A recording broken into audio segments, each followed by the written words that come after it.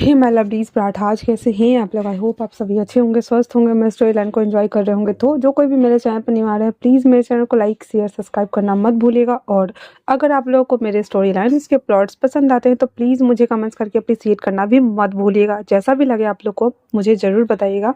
Then चलिए हम start करते हैं स्टोरी को, जहाँ पे हमने लास्ट पार्ट में देखा था कि जो टेकुक था वो किस तरीके से वो पास्ट में जाकर के थोड़ा-सा सोचता है उस कमरे के डेकोरेशन होने की वजह से, कि किस तरह से कुकी ने उसके लिए उस कमरे को डेकोर किया हुआ था, जिस वजह से टेकुक बहुत ज़्यादा हैप्पी फ़ील कर रहा था। और वो पास्ट की बातें सोचता है, जब वो बता रहा था और अपने कमरे को डेकोर कर रहा था तो कुकी भी वहाँ था और एक एम्बैरेसमेंट मोमेंट बन गया था, जहाँ पे तेते उसके ऊपर आ गया था और उन दोनों के बीच एक एक्सीडेंटल किस हो गया था और दोनों सेपरेट हो जाते हैं। उसके बाद कुकी वहाँ से उठ के चला जाता है। बैक टू द प्रेजेंट, तय अपने लिप्स पे हाथ रखे हुए उस पल को याद कर रहा था और फिर उसे शर्म आने लगती है तो दोनों पैरों को ऐसे पटकता हुआ और वापस से वो सो जाता है। वहीं दूसरी तरफ कुकी फ़ोन रखने के बाद वो लेटा हुआ था और वो भी पास्ट की बातों को सोच रहा होता है, जहाँ पे जब स्विमिंग कंपटीशन होने वाला था तो उसके मॉम डैड, जो कि फॉरेनर और जो डिपार्टमेंट होता है ना, मिनिस्ट्री डिपार्टमेंट, उसमें काम करती थी, जिस वजह से उसकी मॉम बाहर रहती थी और उसके डैड बिजनेसमैन थे, इसी वजह से वो भी बाहर ही रहते थे। तो उस दिन उसको चीयर अप करने के लिए कोई नहीं आया हुआ था सिवाय हमारे तेकुक के। तो तय ना हाँ करके अकेले ही कुकी को चीयर अप कर रहा था, जो कि जंगकुक के लिए थोड़ा सा एम्बैरेसिंग तो हो रहा था। और वो मतलब उसे अच्छा नहीं लग रहा था कि इतने सारे लोगों में ओनली फॉर टेई ना उसके लिए अ, मतलब यू कैन डू इट, हाँ तुम जीत जाओगे, ऐसे चीयर अप कर रहा होता है।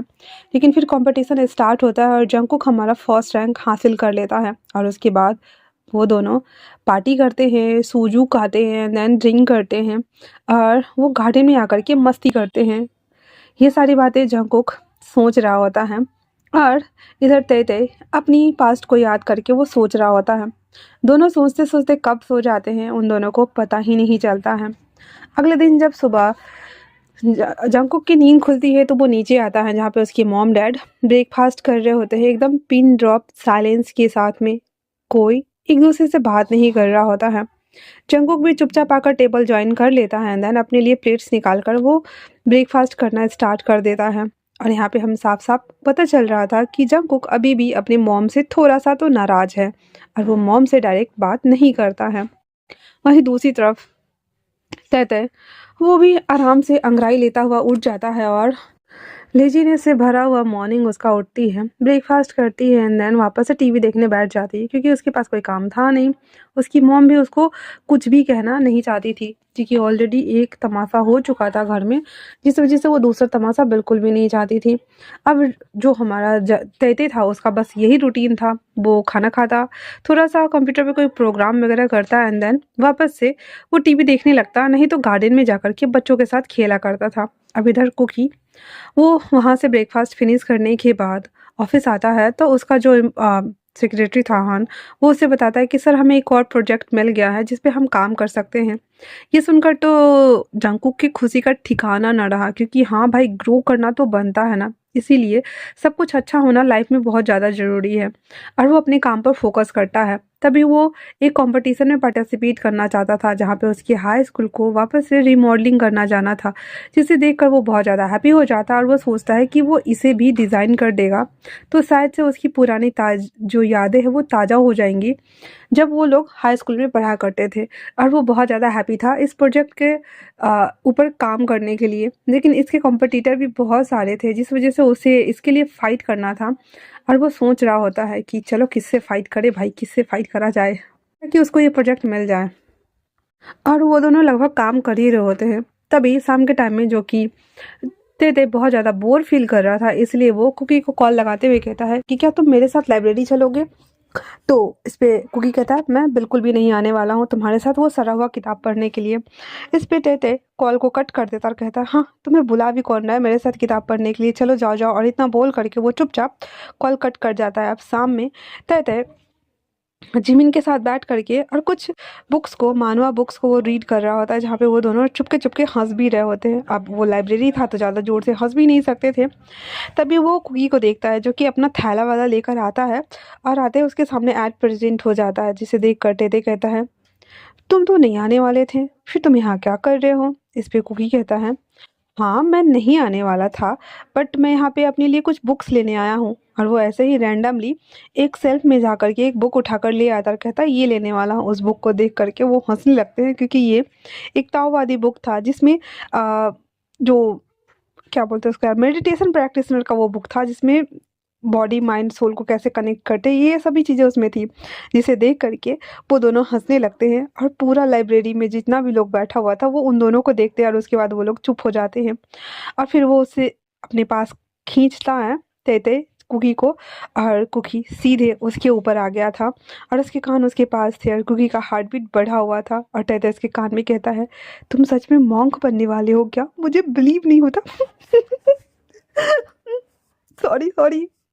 और कुकी बेचारा हमारा, एक तो उसकी हार्ट बीट उसका साथ नहीं दे रही थी, ऊपर से ये एम्बैरेसमेंट मोमेंट बन रहा था वो अलग। इसी वजह से वो चुपचाप से उसके पास बैठ जाता है और उस बुक को पढ़ने लगता है। कहता हाँ तो क्या हो गया, मैं मेडिटेशन प्रैक्टिस नहीं कर सकता कुछ भी, मतलब। और इतना बोल करके वो आराम से वहाँ पे बैठ जाता है पढ़ने के लिए। अब वो जब पढ़ रहा होता है तो बेचारे हमारे तय तय और जिमिन, उसको हंसी बर्दाश्त नहीं हो रही थी, और वो दोनों उठ के वहां से बाहर भाग आते हैं। जब वो उन दोनों को वहां से जाते हुए देखता है तो कुकी भी उसके पीछे आ जाता है, कहता हे रुको, मैं आया, तुम दोनों चली गए, मुझे तो पढ़ने दिया होता। इस पे तय तय उसको पीछे से ही घूमते हुए कहता, सच सच बताना, तुम यहाँ पे हम सबके साथ कंपनी एंजॉय करने आए थे ना, मैंने बुलाया था इसलिए। इस पे कुकी कहता है, ऐसा कुछ नहीं है, समझे ना? तो तुम ज्यादा काबिल मत बनो तेते, वरना तुम्हारी मोम को मैं बता दूंगा कि तुम शैतानियां बहुत ज्यादा करते हो। इस पे तेते कहता, ओके ओके, हम सरेंडर करते हैं। फिर वो तीनों घूमने के लिए निकल जाते हैं, रास्ते में स्ट्रीट फूड को एंजॉय करते हैं, एंड देन तीनों बकवास करते हुए आ रहे थे।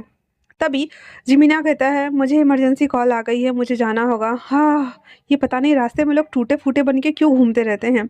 तभी कुकी कहता है, मुझे भी कंपनी में काम आ गया है तो मुझे जाना होगा। तो इस पे तेते कहता है, पर मैं क्या करूं? इस पे कुकी कहता है, भजन गाओ तुम, मैं चला। और इतना बोलकर वो भी चला जाता है। अब तेते के पास कोई ऑप्शन था नहीं है, वो घर जा नहीं सकता था, क्योंकि अभी शाम के 6 ही बज रहे थे। इसलिए वो वापस से स्ट्रीट पे घूमना शुरू कर देता है।